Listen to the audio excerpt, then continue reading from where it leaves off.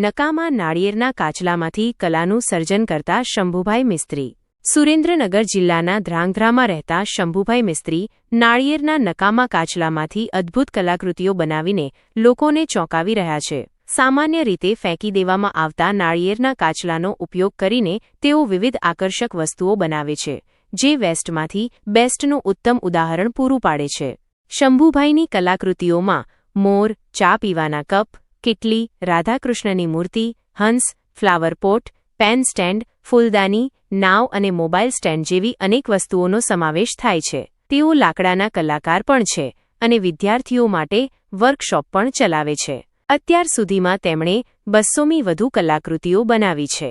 તેમની કલાકૃતિઓમાં ઘરની સજાવટ માટેના લેમ્પ, શો પીસ, બાઇક અને દિવાલ પર લટકાવવામાં આવતી ક્રાફ્ટનો પણ સમાવેશ થાય છે। તેઓ તૂટેલા નાળિયેરના કાચલા અને લાકડાનો ઉપયોગ કરીને સુંદર કલાનું પ્રદર્શન કરે છે। શંભુભાઈની આ કલાકૃતિઓ જોઈને લોકોને કલાનું મહત્વ સમજાયું છે। તેઓ આજની યુવા પેઢીને પણ વેસ્ટમાંથી બેસ્ટ વસ્તુઓ બનાવવાનું શીખવી રહ્યા છે। તેઓ પોતાની કલાકૃતિઓનું વેચાણ પણ કરે છે અને પ્રદર્શન પણ યોજે છે। તેઓ લોકોને અપીલ કરે છે કે આવી વસ્તુઓ બનાવીને આર્થિક રીતે પણ આગળ વધી શકાય છે। મારું નામ શંભુભાઈ મિસ્ત્રી, હું ધ્રાંગધ્રા શહેરમાં રહું છું। આમ તો હું વુડન આર્ટિસ્ટ છું, પણ એક દિવસ મેં મંદિરમાં આ નારિયેળના કાચરા જે ઝોવેર અને જે વેસ્ટમાં પડેલ અને તેનો કોઈ ઉપયોગ નહોતો, તે જોઈને મને એવું થયું કે આમાંથી કંઈક એવી વસ્તુ બનાવી જે ઘરમાં સુશોભન લાગે, તેને રોજિંદા ઉપયોગમાં આપણે વાપરી શકીએ, જેમ કે ચાના કપ છે, કીટલી છે, કે જે નેચરલ, જે કુદરત સાથે જોડાયેલી વસ્તુ છે, એને આપણે બનાવીને એનો ઉપયોગ કરી શકીએ એવો મને વિચાર આવ્યો।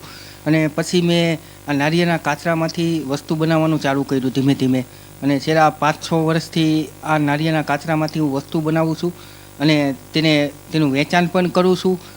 અને લોકો આ કલાને ખૂબ વખાણે છે અને એકદમ જે નેચરને અનુરૂપ હોવાથી લોકો આ વસ્તુ પસંદ પણ કરે છે। અને ઘરના સુશોભન માટે હું અનેક પક્ષીઓ જેમ કે બગડા હોય, મોર હોય, કે ઘરના વોળ ઉપર ટીંગાડવા માટે નારિયેળના શોપીસ હોય કે ફ્લાવર પોટ હોય વગેરે વસ્તુ આ નારિયેળમાંથી ખૂબ સુંદર બને છે અને એકદમ નેચરલ લાગે છે। અને આ વસ્તુ મેં ઘણા વર્કશોપ પણ અટેન્ડ કરું છું અને લોકોને આ નારિયેળના કાચરાનો કેવી રીતે ઉપયોગ કરવો અને કેવી રીતે ઘરના સુશોભન માટે આ વસ્તુઓ બનાવી, તેના માટે હું નવી પેઢી અને નવા વિદ્યાર્થીઓને પણ માર્ગદર્શન આપું છું કે આ વેસ્ટમાંથી આપણે બેસ્ટ કઈ રીતે બનાવી શકીએ અને પોતાની કલાને કઈ રીતે આપણે બહાર લાવી શકીએ અને દેશ વિદેશમાં આપણી આ કલાને આપણે એક લોકો સુધી પહોંચાડી શકીએ, જેથી કરી વિદ્યાર્થીઓ પણ ભણતરની સાથે પોતાના સ્કિલ ડેવલપ થાય તેમના માટે આ નારિયેળમાંથી અનેક વિવિધ વસ્તુઓ બનાવું છું। હું અશોક કપૂર, ધ્રાંગધ્રાથી।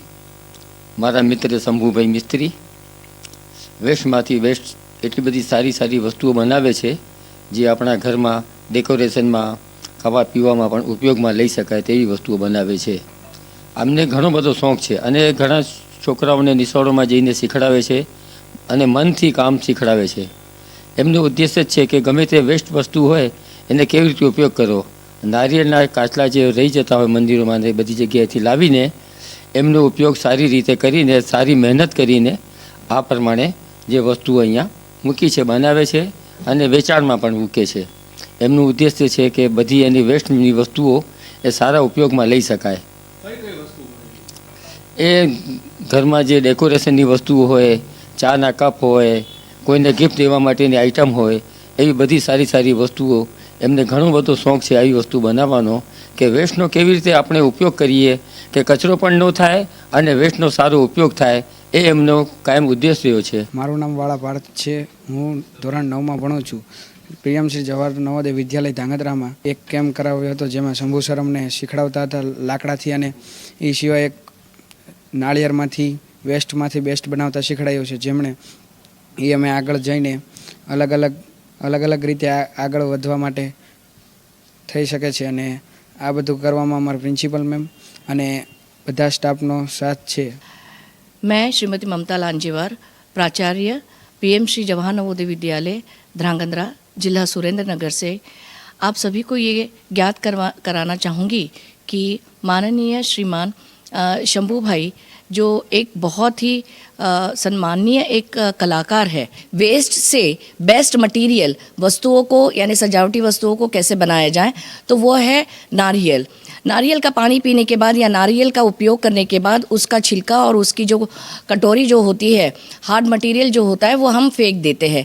लेकिन ऐसे फेंकी हुई वस्तुओं से वो विभिन्न प्रकार के डेकोरेटिव आइटम्स बनाने में माहिरत हासिल कर रहे हैं और उसी के वर्कशॉप भी हमारे स्कूल में, हमारे विद्यालय में बच्चों के लिए हमने आयोजित किया, जहां बच्चों ने बहुत सुंदर सुंदर रमाकड़े बनाए। बच्चों को इससे एक कौशल निर्माण हुआ है उनमें, एक अपने आत्मनिर्भरता, जैसे कि हमें पता है कि आत्मनिर्भर भारत कैसे बनाया जा सकता है। बहुत सारे ऐसा हो जाता है कि कभी कभी किसी कारणवश बच्चों को नौकरियां नहीं मिलती है या अच्छे प्लेसमेंट नहीं मिलता है।